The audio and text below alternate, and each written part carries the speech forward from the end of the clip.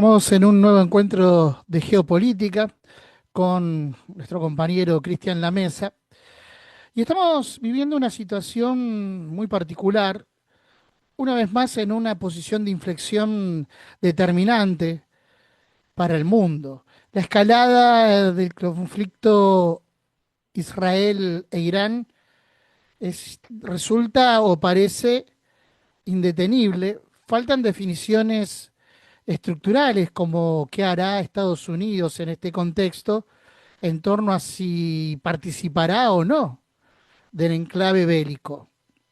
Por lo pronto, Rusia empieza a emitir mensajes que van a ser cada vez más contundentes, uno estima teniendo en cuenta los de las últimas horas, ¿no? Donde Rusia dice que defiende la autodeterminación de Irán a poder desarrollar energía nuclear sin fines bélicos, como hacen distintos países del mundo. Bueno, esto empieza a marcar de cierta manera, Cristian, los posicionamientos que van teniendo los distintos actores involucrados en este conflicto que, como dijimos, parece escalar y no detenerse.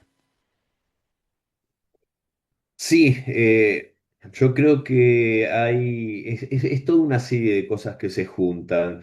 No es solamente este conflicto que está latente desde hace muchísimo tiempo entre Irán e Israel y que ahora se termina detonando con esta decisión intempestiva de Netanyahu de atacar al país persa. Pero hay que recordar que también han habido agresiones por parte de Israel, como el ataque al consulado de Irán en Damasco. Han habido una serie de hechos que no contestó en su momento Irán como sí está respondiendo ahora. Ujú, Y a esto se junta, por supuesto, el sabotaje que a mi modo de ver hay desde varios actores mundiales hacia la figura y hacia el proyecto de Donald Trump, esto de querer hacer fracasar esto que es justamente el intento de, según mi lectura, de alejar a la Casa Blanca de los designios globalistas. Más allá de la simpatía o no que pueda despertar Donald Trump, sabemos que está enfrentado claramente al globalismo europeo, a estos intereses y parecerían querer arrastrarlo en guerras como esta contra Irán, que es un enfrentamiento bélico que Donald Trump desaconsejó totalmente y en una actitud casi desafiante por parte de Netanyahu se embarcó en soledad en una acción que no le da la capacidad a Israel para enfrentar a Irán en una guerra convencional. Ya si saca a relucir las armas nucleares que sí tiene Israel, es otra cuestión. Y también sería otra cuestión, o debería serlo, la respuesta a nivel mundial, ¿no? Ante una situación así, que no lo digo yo porque se me ocurra, sino que varios personajes de la política israelí en las últimas horas han hablado de Hiroshima, de Nagasaki, ujú. han hablado de toda una serie de barbaridades como la del magnicidio del líder eh, iraní, que si desde Irán se llamase a eliminar físicamente a Donald Trump o a Netanyahu, por supuesto que sería una barbaridad.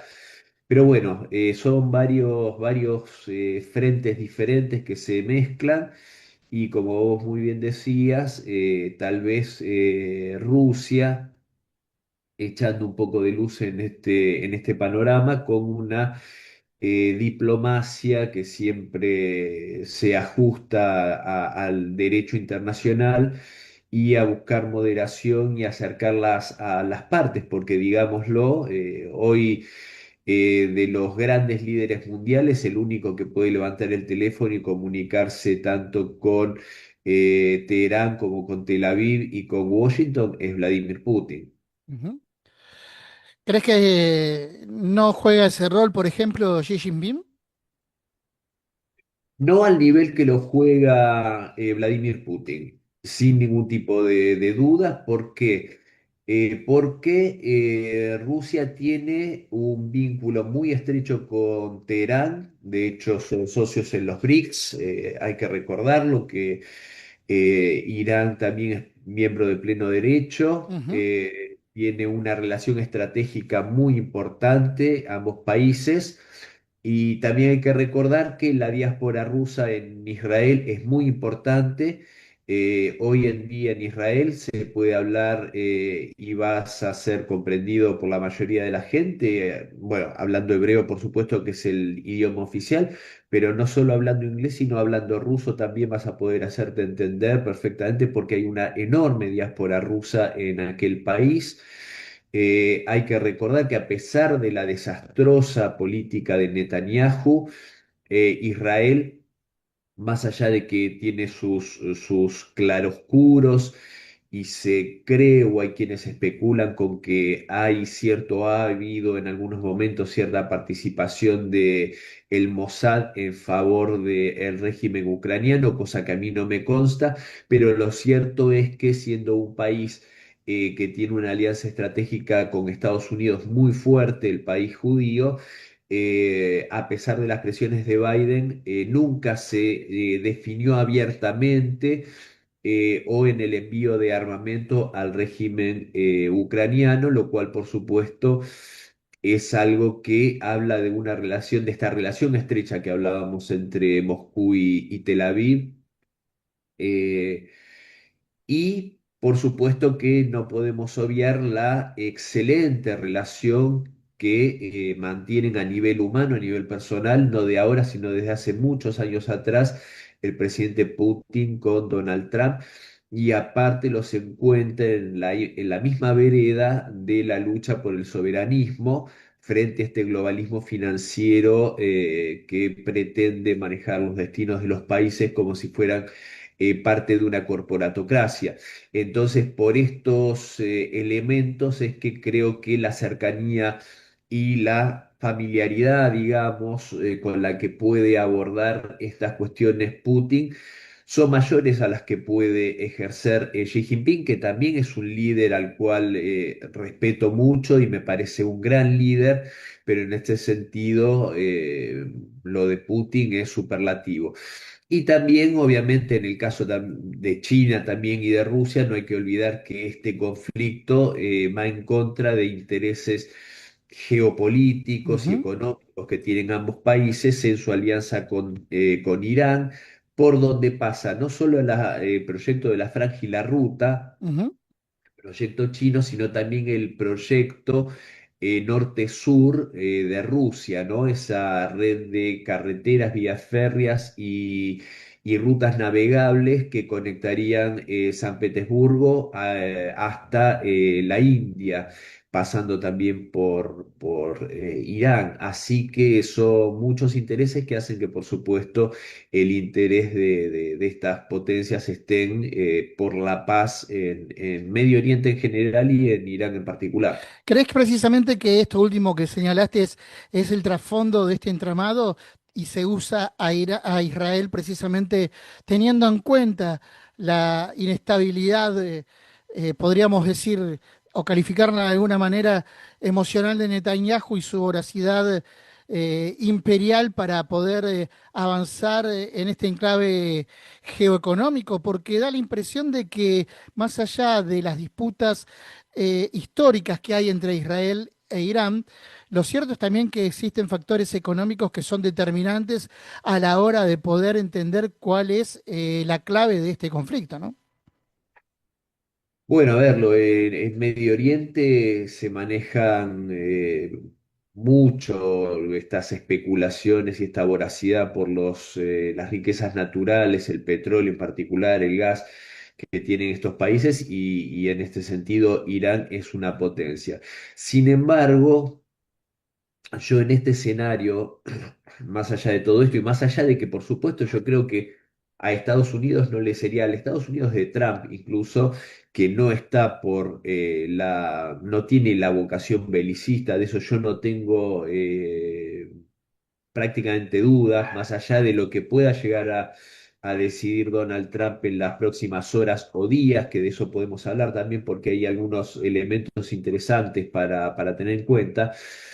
Pero más allá de esto, yo creo que sin duda a Donald Trump no le sería, no le sería inconveniente un cambio de gobierno en Irán, no sería algo que le desagradaría el cambio de régimen que tanto se menciona. Pero esto no significa que se vaya a involucrar directamente, no necesariamente. Y sí creo que este conflicto lo ha iniciado Netanyahu a espaldas de la voluntad de Donald Trump, le había desaconsejado esta acción bélica, y de hecho yo creo que esto se verifica teniendo en cuenta que Donald Trump no está participando, está dilatando una decisión en este sentido cuando, y hay que decirlo con todas las letras, más allá de la propaganda que en muchos casos quiere mostrar un Israel fuerte que está vapuleando a Irán. Y sinceramente veo lo contrario, yo veo un Israel que está siendo vapuleado, vemos Ujú. escenas en ciudades como Tel Aviv, como Haifa, como Beersheba, donde las escenas de destrucción que se ven, yo lo decía en Negocios Televisión ayer, en 53 años de vida que tengo, nunca pude observar semejantes imágenes de destrucción en territorio israelí. Nunca. Eh, y Donald Trump, si fuese a intervenir, ¿por qué no interviene ahora? En vez de esperar 2 semanas. En 2 semanas Israel no va a tener con qué defenderse. El famoso Iron Dome, el domo de hierro, el sistema Onda de David, el Arrow, las tres capas de defensa que en un principio interceptaban supuestamente un 92-95% de lo que enviaba Irán, hoy están interceptando entre el 55 y el 60%. O sea, lo que ha mermado la capacidad defensiva de Claro. Israel es tremenda. Entonces, todos estos signos, si estas piezas las va uniendo uno en este rompecabezas, yo veo un Donald Trump bastante pasivo, que tal vez sé el vuelto que, perdón que tengo la voz mal, pero tal vez sé el vuelto que le está pasando Donald Trump a un desafiante eh, Netanyahu que dijo ante esa exigencia que le pedí intervenir juntos, se mandó solo, como decimos acá en Argentina, y tal vez le está diciendo, bueno, bancate el castigo y espera. Si Estados Unidos interviene, hay otras potencias en la región también agazapadas, ¿no? Eh, Estados Unidos en este caso contaría con el apoyo de una parte del mundo árabe. Ahí hay otro enclave interesante también para analizar cuál sería la participación del mundo árabe en este conflicto. Pero por otro lado está Turquía también, que para hablar en criollo hace rato que tiene ganas de involucrarse en un conflicto con Israel y tal vez aquí encuentre la excusa válida para hacerlo. Ya lo advirtió, de cierta manera, su presidente. Pero al mismo tiempo hay un actor que está trabajando sigilosamente, que lo ha hecho así históricamente y que es un enemigo histórico de Irán, que es Gran Bretaña. Los iraníes no le perdonan a los británicos esa hambruna que generaron en el periodo de la Primera Guerra Mundial, donde pretendieron asumir su control de Irán como si fuera una colonia más de Gran Bretaña. Bueno, vemos con esto, Cristian, que por la superficie están los actores conocidos. Ahora, en el subsuelo del entramado, hay otros actores que también ejercen una presión muy importante y que están ávidos de que esto avance para poder otra vez sacar tajada y provecho de una acción bélica. Sí, la injerencia de los británicos en Irán y en toda esa zona fue enorme, anterior a los norteamericanos, por supuesto. De hecho, ha sido tan nefasta la intervención de los británicos en Medio Oriente, como suelen hacer habitualmente estos detestables anglosajones, que parte de la responsabilidad del conflicto palestino-israelí se le debe también a los británicos, ¿no? Ujú. Cuando en la Primera Guerra Mundial, cuando vos bien mencionabas, para hacerse en plena época del auge del sionismo, allá de la mano de Theodor Herzl, a través de la Declaración Balfour, el Reino Unido le promete el establecimiento de un Estado judío en Palestina, a cambio, por supuesto, del apoyo de la banca hebrea en la Primera Guerra Mundial.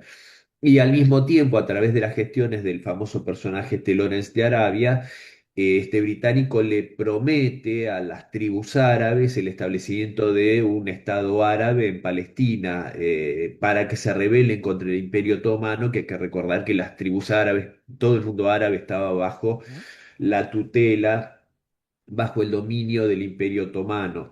Eh, Gana la guerra y tiene que pagarle con el mismo premio a dos personas distintas, a dos grupos distintos, por decirlo. Entonces, en gran medida, ese hecho es un punto determinante. También hay que recordar que en Irán, cuando se hace el golpe de Estado contra el primer ministro Mossadegh, que era un nacionalista abogaba por los derechos del pueblo iraní, sobre sus riquezas, etcétera, fue derrocado de una forma muy, muy violenta, incluso eso llegó a la detención de este hombre y a su muerte posteriormente, y esto era movido por los intereses de British Petroleum.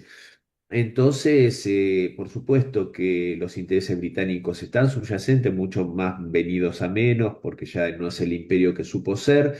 Y también el mundo árabe es una situación bastante compleja, es un entramado de muchas traiciones, intereses contrapuestos.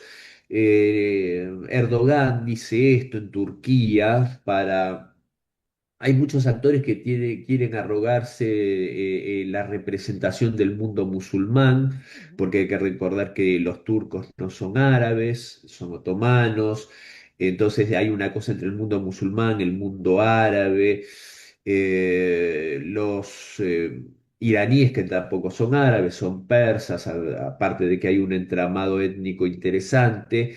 Quieren también arrogarse esa representación, pero al mismo tiempo son representantes de un grupo extremadamente minoritario dentro del mundo musulmán, que son los chiitas.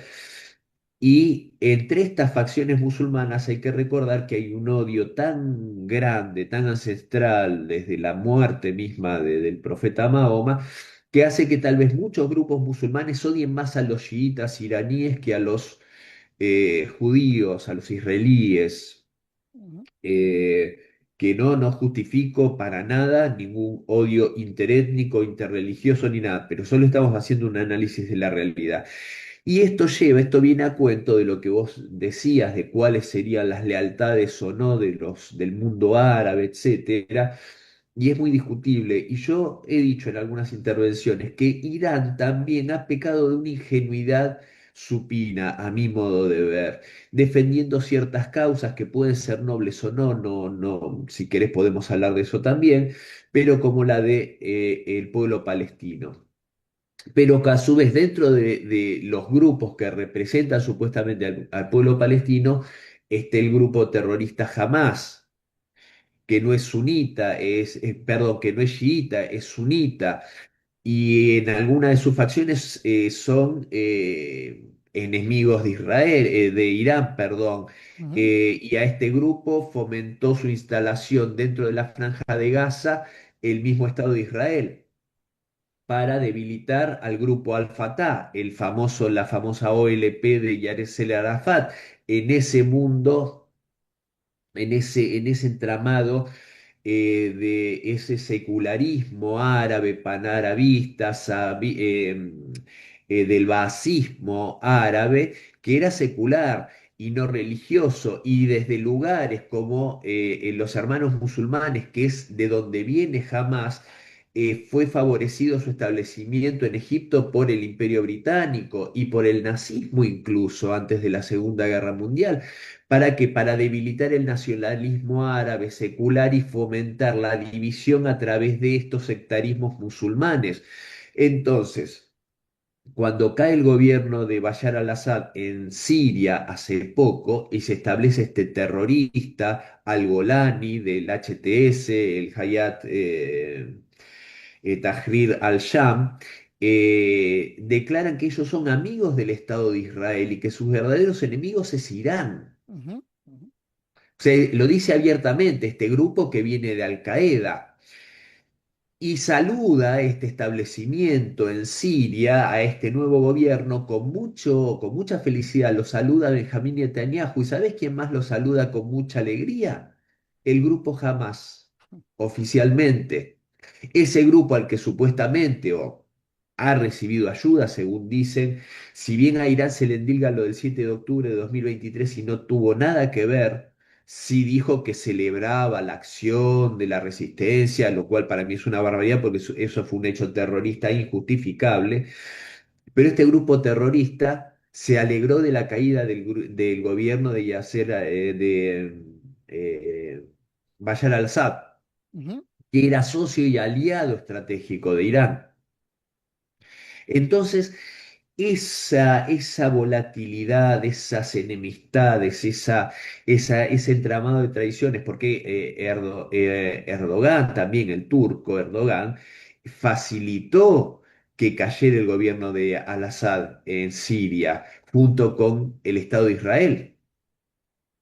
Y hay que preguntarse si esto que inició Israel hoy lo podría hacer sin utilizar los cielos de Siria, como lo hace sin ningún tipo de reproche ni queja por parte del terrorista presidente, al-Golani.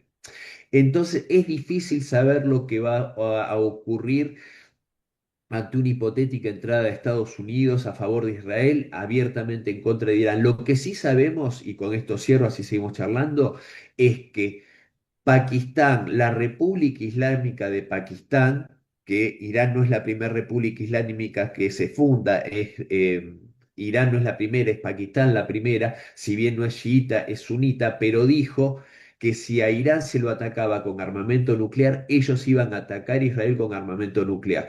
Por algo está diciendo esto, porque está sobre la mesa la opción de un ataque nuclear por parte de Israel a ujú. Irán. Y también Corea del Norte se También lo definió hizo. al lado de Irán, que yo no sé si Corea del Norte habría tomado esa posición pública sin una consulta primero con Moscú. Entonces, el tablero es complejo, pero también es bastante interesante y por el lado de lo que sería los aliados de Rusia y de China es mucho más diáfano el panorama que por parte de esto, de lo que sería el mundo árabe.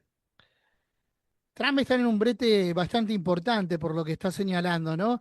A esta complejidad que a esta parte del mundo le cuesta entender, se le suma también la intervención subterránea, como veníamos hablando recién de otros actores, de Alemania y Italia, que son proveedores de armamento para Israel a través de la OTAN, ¿no?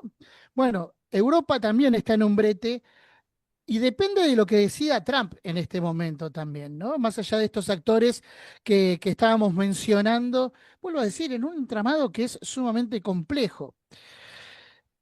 Antes de cerrar con lo de Trump, quería entiendo que a vos te interesa mucho más lo geopolítico, pero en las últimas horas el presidente de Argentina ha dado definiciones que han pasado desapercibidas, pero que son importantes también para entender cuál va a ser el alineamiento argentino en este conflicto, ¿no? Porque abiertamente dijo que Irán era enemigo de la Argentina, refiriéndose a la supuesta participación iraní en los dos atentados, hablamos de la embajada y de la AMIA, cuando a través de distintos trabajos nosotros y distintos colegas pudieron comprobar que en todo caso lo que hubo en esos atentados fue una intervención de actores argentinos, de actores estadounidenses y también del propio Israel. Es decir, es más fuerte la idea de un autoatentado que la participación iraní.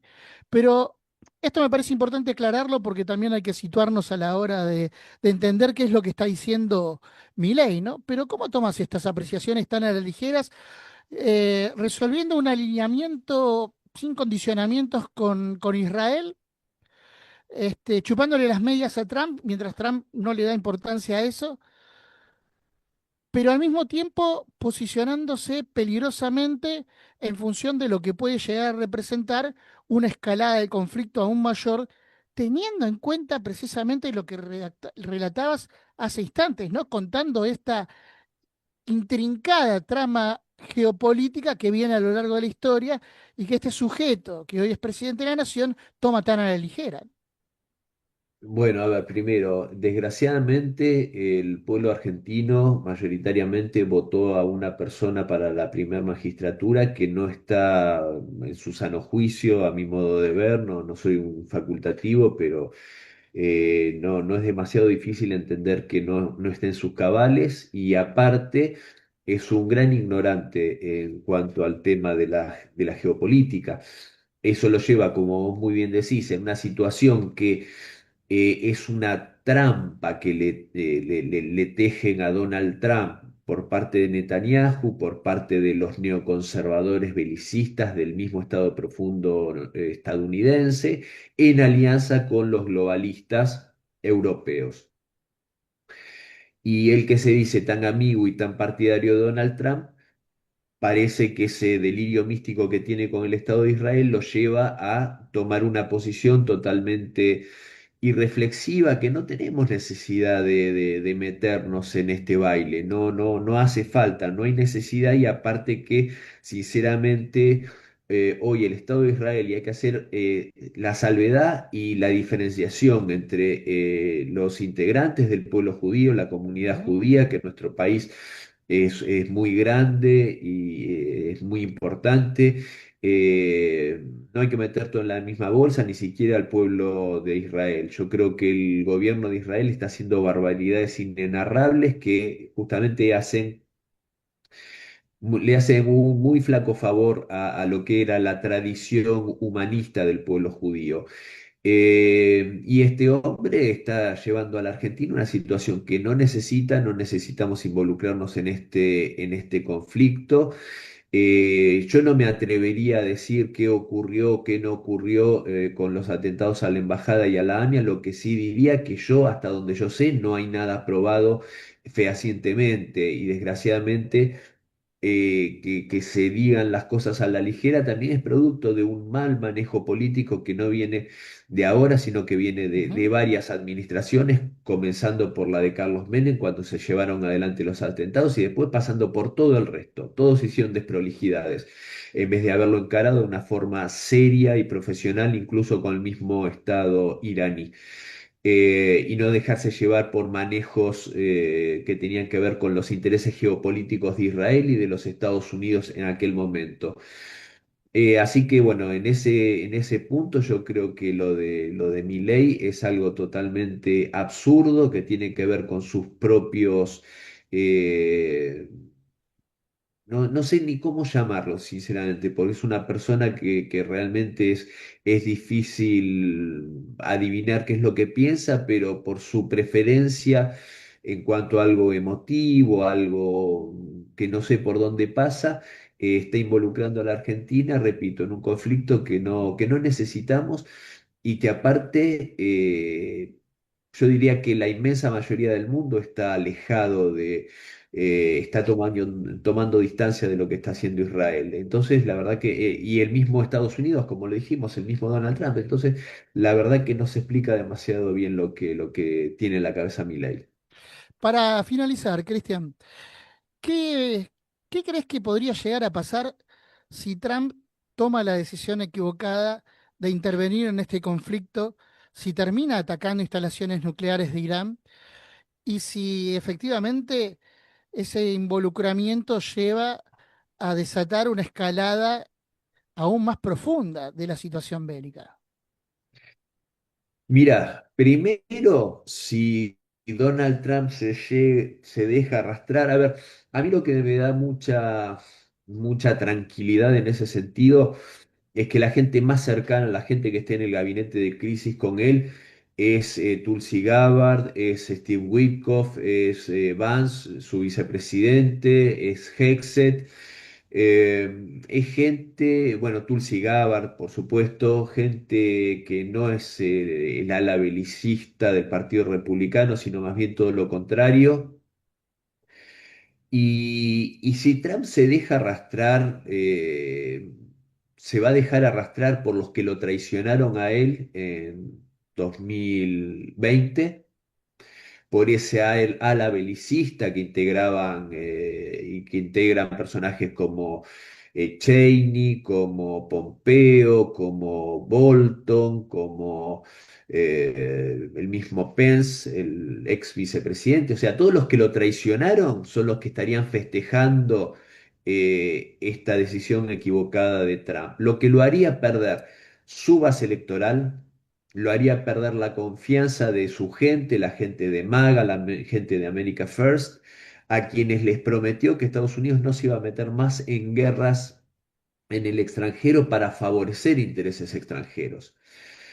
En lo internacional, ¿qué podría pasar? Primero, si él ataca donde está supuestamente, porque todo es supuesto también, Sí, donde supuestamente están estos 500 kilos de uranio en esta planta nuclear que se dice que está a 90 metros de profundidad, con estas bombas antibúnker, que no está la seguridad de que pueda llegar a penetrar a esa profundidad. O sea que si hace un ataque y no es efectivo, sería un papelón. Si lo ataca y es efectivo, generaría una contaminación radioactiva que puede amenazar incluso a Europa y a otros países de la región. Incluso ahí está la región del Mar Caspio, que tiene a varios países, entre ellos Rusia, compartiendo costas del Caspio con Irán. Si se ataca con un arma nuclear táctica, que es algo que ponían sobre la mesa, aunque Trump dicen que se niega totalmente a esa posibilidad, eso podría desatar una respuesta nuclear por parte, ya lo dijimos, de Pakistán o de ujú, Corea del Norte. Por lo tanto, cualquier... A ver, también esto me lo preguntaban en Negocios Televisión ayer. Eh, y también Donald Trump tendría que ir a todo, tendría que ir por todo. Si se decide a entrar, tiene que ir por todo, tiene que ir por la destrucción total del programa nuclear iraní, ya sea con fines pacíficos, con fines bélicos, no importa, destruir todo, cambio de régimen, destruir, o sea, descabezar a la República Islámica, lo cual no sería fácil. Estamos hablando de un país con 90 y 92 millones de habitantes, con unas Fuerzas Armadas consolidadas, con la Guardia Revolucionaria muy consolidada. ¿Cómo entras en el terreno? En un país sumamente montañoso, un país que es prácticamente un bastión inexpugnable. Entonces se metería en un baile muy complejo en el cual, repito, si tiene que hacerlo, si lo va a hacer, lo tiene que hacer con todos, no lo puede hacer a medias. Otra que Vietnam. Yo creo que sería un panorama, y aparte, Irán no se va a quedar tampoco de brazos cruzados. Cuando Israel dice, no, destruimos el 30%, el 40% de sus lanzadores, de misiles y esto y lo otro, ¿qué se piensa? Como dijo Putin, las plantas de producción iraníes de armamento están bajo tierra. O sea, ¿qué se piensan? ¿Que no están, que no siguen produciendo? O bueno, bueno, sea, los que están en y- declive es la defensa aérea israelí. Irán La ya dijo. capacidad de daño que sigue teniendo Irán, yo creo que no te diría que es inagotable, Ujú. pero que siguen produciendo, siguen produciendo. Tienen misiles hipersónicos, los Fatah, que no tiene Israel, que no tiene Estados Unidos. Sí, dijeron que todavía no usaron la totalidad de su armamento bélico, que esto es solo una especie de ensayo para debilitar precisamente, como estás diciendo vos, la defensa israelí. Es decir, todavía no hemos visto la capacidad de daño que tiene Irán en función de lo que implica su respuesta, y creo que se debe también a cuál va a ser la respuesta que pueda llegar a dar Donald Trump en este momento. Cristian, los interrogantes están planteados. Te agradecemos nosotros, como siempre, toda la semana por este análisis en profundidad, sobre todo para que el público argentino pueda entender en su vasta extensión lo que abarca este conflicto, teniendo en cuenta todas las aristas que están involucradas en el mismo y que no responden precisamente a la propaganda que despliega Occidente, sobre todo aquel Occidente entrelazado con la política globalista. Si te parece, continuamos la semana que viene aquí en Geopolítica por AGN Prensa. Sí, sí, sí, con todo gusto, pero quiero, si me das 30 segundos, Dale, porque dale. lo que decís es tan central y tan importante, que yo incluso no descarto, esto es una teoría, puede ser polémica, pero yo no descarto. en estos días también lo decía, que Irán le esté dando cierto tiempo a Estados Unidos y Estados Unidos le esté dando cierto tiempo a Irán. A ver, hubieron conversaciones, se sabe, estuvo Witkoff involucrado en los mismos, que es un hombre que yo creo que es de lo más brillante que se ha revelado en la política estadounidense. Y ante esta decisión introspectiva y desafiante de Netanyahu, yo creo que como vos bien decís, Irán no está atacando con todas sus capacidades porque está mostrando lo que puede hacer, pero está dando, no está haciendo algo que lleve a que, no, Estados Unidos tiene que entrar sí o sí. Y tampoco está cerrando el estrecho de Hormuz. Ujú, Es ujú, algo que también sería muy grave para la economía mundial.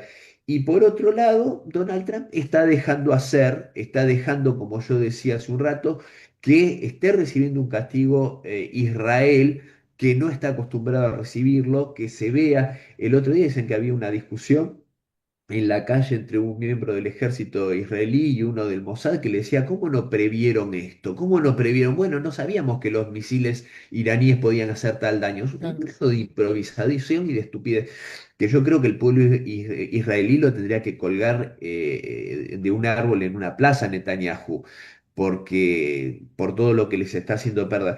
Entonces, a mí no me extrañaría que haya un nivel de diálogo por debajo de la mesa entre ciertos niveles de autoridades de Irán y de Estados Unidos en los cuales digan, bueno, dialoguemos y mientras dejemos correr. Yo tengo esa teoría y como bien siempre suelo decir, el tiempo da todas las respuestas, Gustavo, así que seguiremos charlando en la próxima semana. Abrazo grande, gracias. Gran abrazo.